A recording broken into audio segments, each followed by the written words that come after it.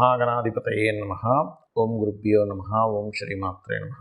పరమేశ్వర స్వరూపమైనటువంటి జ్యోతిష, వాస్తు మరియు ఇతర అనేకమైనటువంటి శాస్త్రములను మనకు అందించినటువంటి మహర్షులకి నమస్కారం. హయగ్రీవ హయగ్రీవ హయగ్రీవేతి యో వదేత్ తస్య నిస్సరతే వాణీ జన్మకన్యా ప్రవాహవత్. అరుణాం కరుణాతరంగితాక్షీం ధృతపాశాంకుశపుష్పబాణచాపాం అనిమాదిభిరావృతాం మయూకైః అహమిత్యేవ విభావయే భవానీం. శ్రీమాత్రే నమః. మనం ఈరోజు చెప్పుకోబోయేటువంటి అంశం ఏమిటి అంటే, ఒక్కొక్క అంశము వల్ల వారు దారిద్ర్యాన్ని అనుభవిస్తూ ఉంటారు. అందులో 12 లగ్నాల వారికి, ఒకవేళ లగ్నం తెలిస్తే లగ్నం నుంచి ఫాలో అవ్వండి, లేనట్లయితే 12 రాసులు తీసుకోండి. లగ్నం తెలియదండి, కొంతమందికి టైమ్ ఆఫ్ బర్త్ నోట్ చేయరు, అలాంటప్పుడు రాసి చూసుకుంటూ ఉంటారు. అటువంటి వారు కూడా ఈ యొక్క అంశంలో, అంటే మీరు ఏ విషయాల జోలికి వెళ్ళడం ద్వారా మీకు దారిద్ర్యం అనేటువంటిది ప్రారంభం అవుతుంది, ఎటువంటి పరిసరాలు మీ చుట్టూ ఉండకూడదు, ఇవి కనుక తెలుసుకోగలిగితే మీకు దారిద్ర్యం అనేటువంటిది మీకు దరిచేరదు. గుర్తుపెట్టుకోండి. ఇది ఒక్కొక్క లగ్నరీత్యా ఉంటుంది, దానికి మంత్రం కూడా ఏం చేసుకోవాలనేటువంటిది ఉంది. ముఖ్యంగా లగ్నము రాసి ఏమీ తెలియని వాళ్ళు కూడా ఏ మంత్రం చేసుకోవాలో కూడా చెప్తాను, దారిద్ర్యం దగ్గరికి చేరకుండా ఉండడానికి. 1 by 1 మనం ఇప్పుడు చెప్పుకుందాం. ముందుగా మేష లగ్నము. లగ్నం తెలియని వారు రాశి నుంచి చూసుకోండి. ఆ రాశిలో కూడా మీరు అనుకోవచ్చు, ఏమంటే అశ్వినికి పనికి వస్తుందా, భరణి, కృత్తిక, 1వ పాదం అని కాదు, అన్ని నక్షత్రాల వారికి, ఈ రాశి వారికి, ముఖ్యంగా ఈ లగ్నం వారికి నేను చెప్పబోయేది పాటించినట్లయితే బాగుంటుంది. ఏమిటి అంటే, ఒకటి, మీకు దారిద్ర్యం అనేటువంటిది ఏ రూపంలో వస్తుంది? శాస్త్రంలో చెప్పినటువంటి అంశం ఏమిటి అంటే, అప్పు రూపంలో వస్తుందండి. ఏమంటే అప్పు చేయడం వల్ల వస్తుందా?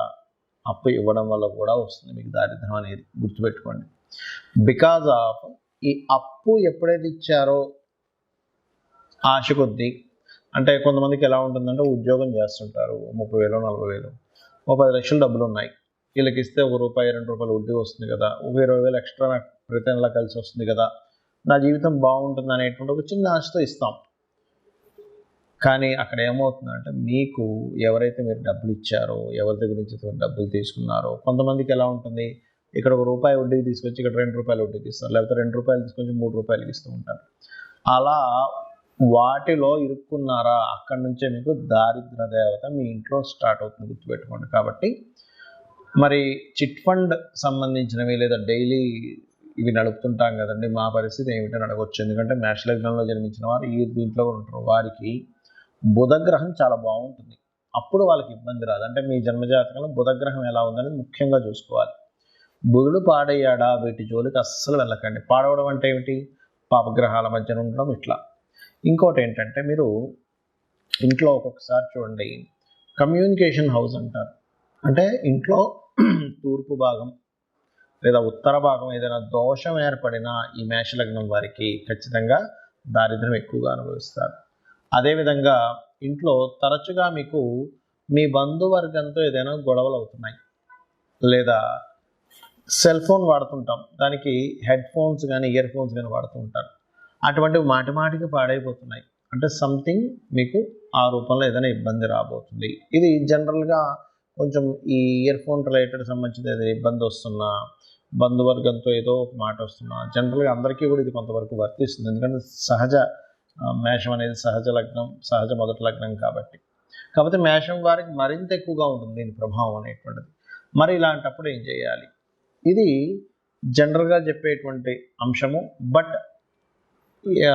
ప్రతి జాతకానికంటే వారి జాతక చక్ర రీత్యా, వారి కాంబినేషన్స్ రీత్యా గ్రహం మారుతూ ఉంటుంది. బట్ ఇక్కడ మీరు చేయవలసింది ఏమిటి మేషం వారు అని చెప్పి చూసుకున్నట్లయితే, పర్టికులర్గా విష్ణు సహస్రనామాలు వినడం లేదా చదవడం, మరియు ఓం అపర్ణాయై నమః అనే నామస్మరణ చేయడము, మరియు లలితా సహస్రనామాల్లో నామం ఉంటుంది, ఓం కర్పూర వీటి కామోద సమాకర్ష దిగంతరాయై నమః. ఎందుకంటే బంధువర్గం ద్వారా వస్తుందని చెప్పుకున్నాం కదా, బంధువర్గంతో మీకు సరైనటువంటిది కలిగితే గొడవలు రావు. కాబట్టి ఒక తమలపాకు చక్కగా చుట్టి, దానిలో ఆకు, ఒక్క, అన్నీ ఏవైతే తమలపాకులో మనం నోట్లో తాంబూలం వేసుకోవడానికి ఏవైతే చేస్తామో అవన్నీ పెట్టి అమ్మవారి దగ్గర పెట్టి ఈ యొక్క నామాన్ని రెగ్యులర్గా చేసినట్లయితే మీకు ఖచ్చితంగా దారిద్ర దేవత అనేటువంటిది మీకు దగ్గరికి రాదు. గుర్తుపెట్టుకోండి. లక్ష్మీదేవి మీకు అనుగ్రహిస్తుంది.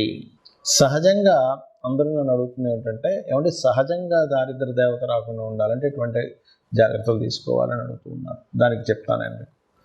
ఒకటి గుర్తుపెట్టుకోండి, ఇంట్లో గనక సూర్యోదయం అయిన తర్వాత కూడా ఎక్కడ పక్కలెత్తకుండా నిద్రపోతూ ఉన్నట్లయితే దారిద్ర దేవత ఖచ్చితంగా ఇంట్లో ఎంటర్ అవుతుంది. అంటే మీరు అనుకోవచ్చు, ఏమండి మా ఇంటి పక్కన పెద్ద బంగ్లా ఉంది, ఆ ఇంట్లో పిల్లలు అయితే అసలు పెద్దాక లెగరు, ఇంట్లో ఎవరు అసలు ఇచ్చేరైనా బాగానే ఉంది అంటే ఒకటే గుర్తుపెట్టుకోండి, వాళ్ళకి పూర్వజన్మల్లో చేసిన పుణ్యము వల్ల ధనాయోగం అనేటువంటిది బలంగా ఉంటుంది. అంత మాత్రం చేత వాళ్ళు హ్యాపీగా ఉండాలని అనుకోకండి. వాళ్ళకి దరిద్ర దేవత అంటే కేవలం డబ్బులు లేకపోవడం మాత్రమే కాదు, గుర్తుపెట్టుకోండి, రోగాలు వస్తుంటాయి మనిషికి. లేనట్లయితే నిందలు ఎక్కువ పడుతూ ఉంటారు. ఇలా ఒకటి కాదు రెండు కాదు చాలా ఉంటాయి. ముఖ్యంగా రోగరూపేణ ఎవరైతే సూర్య భగవానుడు సూర్యోదయం అవ్వకముందు ఎవరైతే నిద్రలేస్తారో వాళ్ళకి రోగాలు వచ్చేటువంటి ఛాన్సెస్ తక్కువగా ఉంటాయి. సూర్యోదయం అయినా కూడా అలాగే నిద్రపోతుంటే రోగం వచ్చే ఛాన్సెస్ ఎక్కువగా ఉంటుంది. ఎందుకు అంటే ఈ రోగానికి సూర్యుడికి సంబంధం ఉంటుంది. సూర్యుడు వచ్చేసరికి మనం తెలివేసి ఉన్నాము అంటే రోగం రాదండి. ఎందుకంటే సహజంగానే సూర్య భగవానుడు ఆరోగ్య ప్రదాత కాబట్టి, ఆరోగ్యం భాస్కరాదిత్యది అంటూ ఉంటాం కాబట్టి ఇది ముఖ్యంగా పాటించండి. అలాగే ఇంట్లో పాత వస్తువులు, శాస్త్రం ఏం చెప్పిందంటే పాత మనుషులు అంటే ఏమిటి, బాగా ఏజ్డ్ పర్సన్స్ ఇంట్లో ఉండాలి. ఎందుకంటే వాళ్ళ సూచనలు వాళ్ళ అనుభవాల ద్వారా మనం రక్షింపబడతాం. కానీ విరిగిపోయినవి పాడైపోయిన వస్తువులు ఇంట్లో ఉండకూడదని చెప్పింది. అవి ఎంత ఎక్కువగా ఉంటాయి ఇంట్లో, పనికిరాని వస్తువులు అంత దారిద్ర్యం పెరుగుతూ ఉంటుంది. ఇంట్లో బూజు ఎక్కువ పట్టడము, పాత గోళ్ళగా ఉండడము, ఇల్లంతా మట్టి కట్టుకుపోయినట్టుగా పాతగా అయిపోవడం, ఇది కూడా దరిద్రానికి సంకేతం. ఇంట్లో చినిగిపోయిన వస్త్రాలు ఉన్నట్లయితే, ఇప్పుడు ఒకటండి, ధనం లేదు, బాగా పేదరికం అనుభవిస్తున్నారు, చినిగిన వస్త్రం వేసుకోవడమే అతనికి ఇంకా గత్యంతరం మరొకటి లేదన్న వాళ్ళకి మనం ఏం చేయలేము. కానీ కొంతమంది ఏం చేస్తారంటే తెలియక చినిగిన వస్త్రం ధరిస్తారు. ఏం కాదులే, డబ్బులున్నా కూడా కొంతమంది అటువంటివి ధరిస్తే దారిద్ర దేవత వస్తుందని చెప్తుంది శాస్త్రం. ఎందుకు అంటే చెప్తాను చూడండి, చిన్న లాజిక్ ఇక్కడ ఏం లేదు. చినిగిన వస్త్రం వేసుకుని ఎక్కడికి వెళ్ళాను, చూశాడు, మన మీద అంచనా వాళ్ళు ఆ వ్యక్తికి చినిగిన వస్త్రాలు వేసుకున్నా అంటే ఈ వ్యక్తి దగ్గర ఏమీ లేదేమో, చాలా దారిద్రంలో ఉన్నాడేమో, ఈయనకి పెద్దగా మనం మర్యాద ఇవ్వాల్సిన పని లేదు అనుకునే వాళ్ళు కూడా ఉన్నారు. అందరూ అలా ఉన్నారని నేను చెప్పట్లేదు. కాబట్టి ఆ యొక్క విషయంలో వస్త్రం చాలా జాగ్రత్తగా ఉండాలి, వస్త్రం చాలా మంచి వస్త్రం వేసుకోవాలని మనకు శాస్త్రాలు చెప్తున్నాయి. అలాగే మరొకటి ఏంటంటే, ఇక్కడ మీకు లగ్నం తెలియదు, రాశి తెలియదు, కానీ దరిద్రం రాకూడదు. కొన్నిసార్లు ఏమవుతుందంటే దారిద్ర భావము అని ఉంటుంది జ్యోతిష్ శాస్త్రంలో. 3వ స్థానాన్ని దారిద్ర భావము అంటారు. ఆ 3వ అధిపతి గనక మీకు లగ్న సంబంధాలు ఏర్పడినప్పుడు ఎప్పుడు ఏదో ఒక పెయిన్, ఏదో ఒక దారిద్రం మీ వెంట పడుతూనే ఉంటుంది. అప్పుడు మీరు చేయవలసింది ఏమిటంటే, విష్ణు సహస్రనామాల్లో ఒక నామం ఉంది మీకు దారిద్రం పోవడానికి, మీకు ఎప్పుడు పెయిన్ ఉంటే పోవడానికి ఏమిటది అంటే ఓం మధుసూదనాయ నమః. ఈ నామం మీరు ఎంత చేస్తూ ఉంటే అంత దారిద్రం అనేటువంటిది తగ్గుతుంది. కొంతమందికి థర్డ్ కనెక్టివిటీ వచ్చినప్పుడు దారిద్రం ఉండదు, కానీ అది ఎలా ఉంటుందంటే ఎప్పుడూ కష్టపడుతూనే ఉన్నానండి, చిన్నప్పటి నుంచి నా పని కష్టపడటమే, చిన్నప్పటి నుంచి ఏదో పెయిన్ అనుభవించడమే అంటూ ఉంటారు. అటువంటి వారికి కూడా ఈ యొక్క మంత్రం బ్రహ్మాండంగా పనిచేస్తుంది, గుర్తుపెట్టుకోండి. అలాగే ఇంకొక విషయం ఏంటంటే, ఇంకో దారిద్రం గురించి చెప్తాను. మనం తిన్న కంచంలో కడగకూడదు. తిన్న కంచంలోనే కడిగేస్తారు చాలామంది. శాస్త్రాల్లో మనకి మనం ఏదైనా ఆహారం భుజిస్తున్నామంటే దాన్ని యజ్ఞం కింద చెప్పారు. ఇదొక యజ్ఞము. మరి యజ్ఞం చేసిన దగ్గరే మనం చేయి కడుక్కుంటాము, ఆ యజ్ఞం కుండంలో కడుక్కోం కదా. కాబట్టి తిన్న కంచం అంత పవిత్రమైనటువంటి విషయంగా చెప్పారు కాబట్టి అది చేయకండి. ఇక మరొక విషయం ఏంటంటే,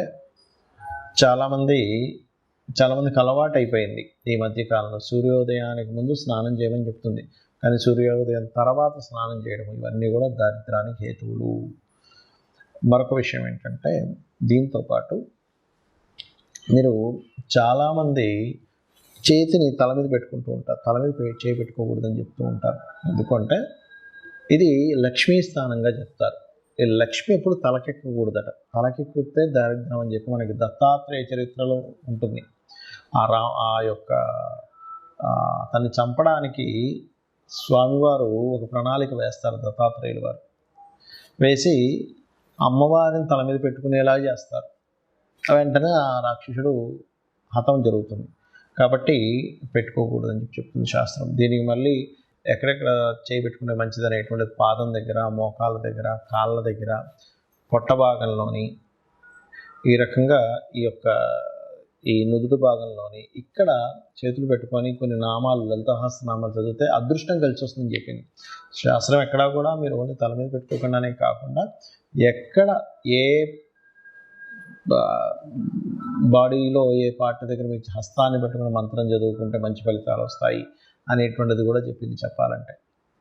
దానికి మళ్ళీ తగ్గట్టుగా దానికి సంబంధించినటువంటి రెమెడీస్ కూడా చెప్పడం జరిగింది. అలాగే మరొకటి ఏంటంటే, ఈ దారిద్ర్యం అనేటువంటిది ఒక్కోసారి మనకి జన్మజాతకంలో 3వ అధిపతి మహాదశ నడిచేటప్పుడు కూడా ఉంటాయి. మరి అప్పుడు ఎలాగ దాన్ని జయించాలి? ఎందుకంటే ఆ మహాదశ నడుస్తుంది కదా అన్నప్పుడు ఒకే దగ్గర స్థిరంగా ఉండకుండా మారుతూ ఉంటే మీ లైఫ్ బాగుంటుంది. అప్పుడు ఎందుకంటే 3వ అధిపతి లగ్న సంబంధం ఏర్పడింది, ఎవరికైనా దరిద్ర యోగం ఏర్పడింది. అప్పుడు ఆ జాతకుడు ఆ ఉన్న ఊరు నుంచి వేరే ఊరికి వెళ్ళి బ్రతికితే బాగుంటుంది. చాలామంది చూడండి ఊర్లలో ఏదో పని చేసుకుని బతుకుతారు, అసలు ఎదగరు. కానీ అదే వ్యక్తి సిటీకి రాగానే మళ్ళీ బాగుంటుంది. ఎందుకు? ఆ వ్యక్తికి ఉన్న స్థలం నుంచి మారే యోగం ఉంటుంది. అప్పుడు ఆ దోషం అనేటువంటి ఆ రూపంలో పోతుంది. అలాగే మీ ఇంట్లో పాత వస్తువులు, పాత బట్టలు ఎక్కువగా ఉన్నాయి కానీ మీరు వేసుకోవట్లేదు. అలాంటప్పుడు ఆ బట్టలను చక్కగా ఉప్పుని నీటిలో ముంచి తీసేసి ఆరబెట్టిన తర్వాత వాటిని దానంగా ఇచ్చేసేయండి.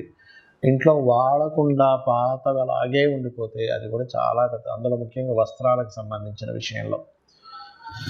ఇంకోటి ఏంటంటే, చాలామంది ఈ తల మీద ఉండేటువంటి, శిరస్సు మీద ఉండేటువంటి ఈ ఏదైతే జుట్టు ఉంటుందో దానికి లోపల కొంతమందికి డాండ్రఫ్ అనుకోండి, లేకపోతే మట్టి కానీ ఎక్కువగా ఉంటుంది గడ్డానికి, తలకి. అవి ఎక్కువగా ఉండడం కూడా శాస్త్రంలో మంచిది కాదని చెప్పారు. ఇక్కడ మీరు సైంటిఫిక్గా కూడా ఆలోచించినట్లయితే దానివల్ల మనిషికి రోగం వచ్చే ఛాన్స్ ఉంటుంది. రోగమే దారిద్రంగా కూడా చెప్పింది శాస్త్రం. కాబట్టి ఈ యొక్క అంశాలు జాగ్రత్తగా ఉండాలి. మరొకటి, ఎక్కువ దారిద్రం ఎందుకు వస్తుంది అంటే, అన్నదమ్ములతో మీరు సరిగ్గా చేయాల్సిన కమ్యూనికేషన్ సరిగ్గా చేయకపోయినా అనవసరమైన ద్వేషాలు పెంచుకున్న దారిద్రం వస్తుందని చెప్తుంది శాస్త్రం. అంటే అన్నదమ్ములతో, అక్కచెల్లెలతో చిన్న చిన్న విషయాలు పట్టుకొని వాటిని ద్వేషంగా మార్చుకొని వాటిని మిస్అండర్స్టాండింగ్గా చేసుకుంటే, ఎందుకంటే 3rd హౌస్ ఈజ్ దారిద్ర స్థానం. 3వ స్థానాన్ని దారిద్రము, పరాక్రమము, పౌరుషము, ధైర్యం ఇవన్నీ చెప్పారు. అందులో దారిద్రం కూడా ఉంటుంది. మీరు ఇక్కడ ఎప్పుడైతే మీరు ఇది చేస్తుంటారో అదొకటి. ఇంకా అన్నిటికంటే గొప్పది చెప్తాను చూడండి. మీరు గాసిప్స్ కనుక వాళ్ళు అలాగంట వీళ్ళు ఇలాగంట అని ఎంతైతే మీరు చెప్పుకుని ఉంటారో అదే మెయిన్ ముఖ్యంగా దారిద్రానికి హేతువుగా శాస్త్రాల్లో చెప్పబడింది. దానికి మరి ఏమిటండి పరిష్కారము అంటే, మధుకైటబుల వధ అని ఉంటుంది శాస్త్రంలో. మనకి మీరు వినే ఉంటారు, విష్ణువు యొక్క చెవులో నుంచి వస్తారు మధుకైటబులు అని ఇస్తారు. అతను బ్రహ్మని మాతో నువ్వు పోట్లాడు, లేకపోతే నువ్వు మా చేతిలో చచ్చిపోతావు, సంథింగ్ అట్లాంటి భయపెట్టేసరికి ఆ బ్రహ్మ వెళ్ళి విష్ణుమూర్తిని ప్రార్థించడం జరుగుతుంది. అప్పుడు విష్ణుమూర్తి నిద్రలో ఉన్నట్టుగా ఉండగానే ఆ నిద్రకి ఎవరైతే కారకులో ఆ అమ్మవారిని ప్రార్థించడం జరుగుతుంది. అప్పుడు ఆ మధుకైటపుని సంహరించడానికి ఆ యొక్క మహావిష్ణువు నిద్ర లేచి వాళ్ళిద్దరితో యుద్ధం చేస్తాడు. కానీ ఎంత యుద్ధం చేసినా వాళ్ళు చనిపోరు. అప్పుడు వాళ్ళు ఏం చేస్తారంటే, కాసేపు రెస్ట్ తీసుకుంటా అన్నప్పుడు ఈ అమ్మవారిని అడుగుతాడు మహావిష్ణువు, తల్లి నేను ఎంత సంహరించినా వీళ్ళు చావట్లేదు, మరి ఎలాగా అంటే ఒక ఉపాయం ఇస్తుంది అమ్మవారు. ఏమిటి ఆ ఉపాయం అంటే, ఇతనే వరం ఇస్తా అంటాడు మధుకైటపుడు విష్ణువు. నేను మీతో ఎన్ని సంవత్సరాలు 1000 సంవత్సరాలు యుద్ధం చేసిన అయినా సరే మీరు చాలా బాగా యుద్ధం చేశారు, కాబట్టి నేను మీకు వరం ఇస్తున్నాను తీసుకోండి అంటే, వాళ్ళ మదం ఉంటుంది కదా, ఏంటి నువ్వు మాకు ఇచ్చేది ఏంటి వరం, నేనే మీకు వరం ఇస్తున్నాను అంటాడు ఆ మహావిష్ణువుకి వీళ్ళిద్దరు అన్నప్పుడు. అప్పుడు ఆ మహావిష్ణువు ఏం చేస్తారంటే, సరే మీరు మాట తప్పకూడదంటే సరే మాట తప్పమంటారు. మీరిద్దరూ నా చేతిలో చనిపోవాలని మహావిష్ణువు కోరుకుంటాడు.